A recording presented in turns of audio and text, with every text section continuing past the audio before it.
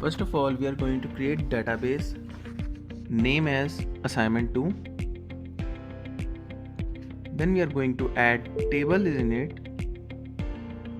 The first table is of personal info as an ID, name and person task.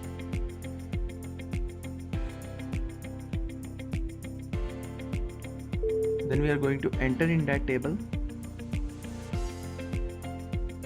first name ID 1 Waqas and task manager, ID 2 Abdullah, task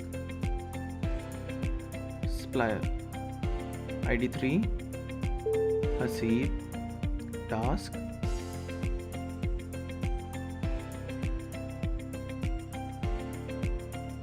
helper.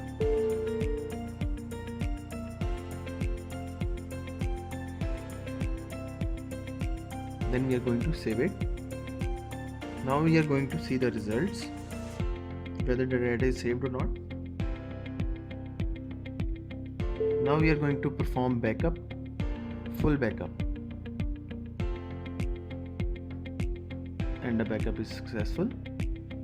Now we are going to modify the database, adding a new table named of products as a column name ID, name and barcode, and going to save it. Going to enter data in the products table, ID 1 name laptops, barcode, ID 2 name LCDs, barcode, and going to save it.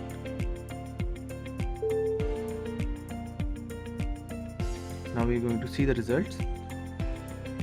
Now comes to this backup again. We are going to perform differential backup, and backup is successful. Now we are going to delete the table of products so that we can restore.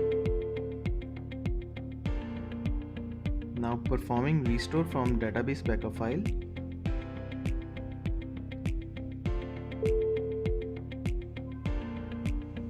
And the restore was successful. As we can see, there are both tables info and products available. Now for the scheduled maintenance or backup, you can say, we are going to go maintenance plan wizard. We are going to name it at backup plan and set the time daily 12 am. We are going to perform full backup database. We are going to assignment 2 database backup.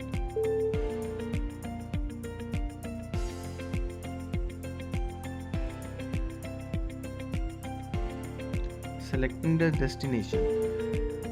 I have selected a random destination. If backup database file, you can put it on your Google Drive folder so that it can be regularly synchronized to the Google backup, and if your system crashed, it will not be destroyed.